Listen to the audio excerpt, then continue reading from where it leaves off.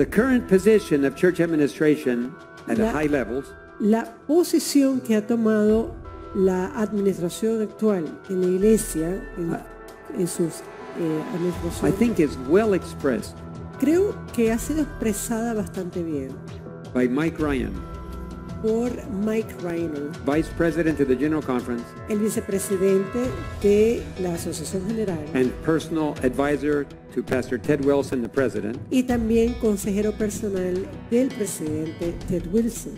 When Mike Ryan told me and my wife, Cuando Mike Ryan le dijo a mí y a mi esposa, we do not care about your fruits if they are good or bad. a nosotros no nos importan sobre tus frutos, si son buenos, si son malos. We only care about one thing, A nosotros solamente nos importa una cosa, your obedience. tu obediencia. That sounds Jesuit to me. Y eso suena como jesuita. You obey regardless if the fruits are good or bad. Doesn't matter what, you just obey. Obedece, no importa, no me interesan los frutos, si son buenos, si son malos, obedece. So it wasn't a surprise to me Así que no fue una sorpresa para mí when Mike Ryan said, cuando Mike Ryan told me and my wife, cuando me dijo a mi esposa y a mí the Jesuits are our friends and advisors. que los jesuitas son nuestros amigos y nuestros consejeros. Woe to any denomination who has Jesuits as advisors. Ay de aquellos quienes tienen a los jesuitas como consejeros.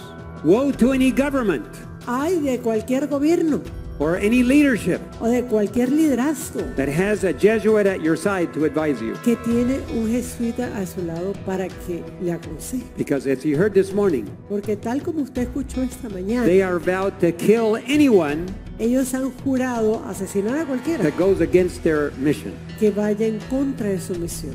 And to have Jesuit advisors at the General Conference, woe unto you. Y para tener ese tipo de consejeros en la Asociación General, ay de usted. Woe unto you, Mike Ryan, Ay de usted, Mike Ryan, who gives advice to the president. quien le da consejo al presidente. Woe unto you, Seventh-day Adventist Church, Ay de ti, Iglesia Adventista del Séptimo Día, if you have an illegitimate relationship with the great whore of Babylon. si tiene en dado caso esa relación legítima con la ramera de Babilonia. Who are the Jesuits? Throughout Christendom, Protestantism was menaced by formidable foes. The first triumphs of the Reformation past, Rome summoned new forces, hoping to accomplish its destruction. At this time, the order of the Jesuits was created, the most cruel, unscrupulous, and powerful of all the champions of popery. Cut off from every earthly tie and human interest, dead to the claims of natural affection, reason, and conscience, holy silence, they knew no rule, no tie, but that of their order, and no duty but to extend its power.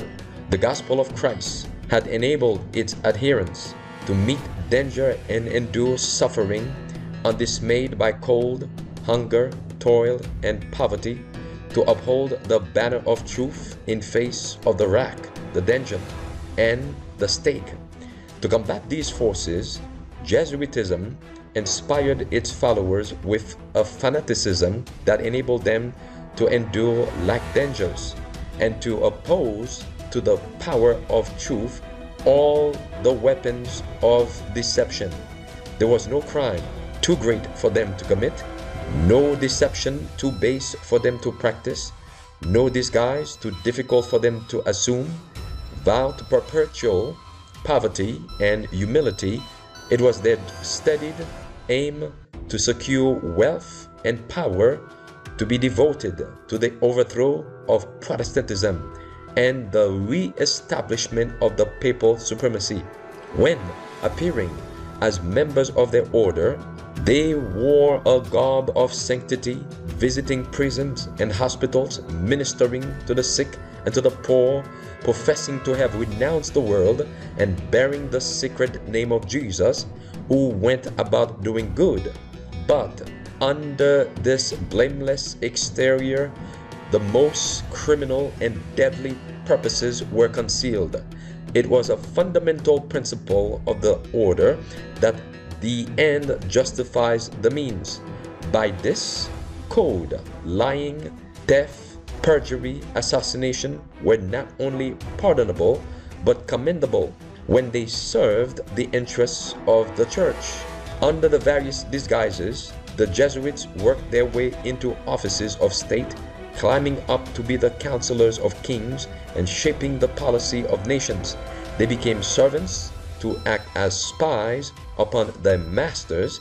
They established colleges for the sons of princes and nobles and schools for the common people, and the children of Protestant parents were drawn into an observance of popish rites. All the outward pomp and display of Romish worship was brought to bear to confuse the mind and dazzle and captivate the imagination, and thus the liberty for which the fathers had toiled and bled was betrayed by the sons. The Jesuits rapidly spread themselves over Europe, and wherever they went, there followed a revival of popery. There was given unto him a mouth speaking great things in blasphemies. Nella Chiesa non esiste il fai da te, non esistono battitori liberi. Quante volte Papa Benedetto ha descritto la Chiesa come un noi ecclesiale. Talvolta capita di sentire qualcuno dire: io credo in Dio, credo in Gesù, ma la Chiesa non mi interessa. Quante volte abbiamo sentito questo? E questo non va. C'è chi ritiene di poter avere un rapporto personale, diretto, immediato con Gesù Cristo, al di fuori della comunione e della meditazione della Chiesa.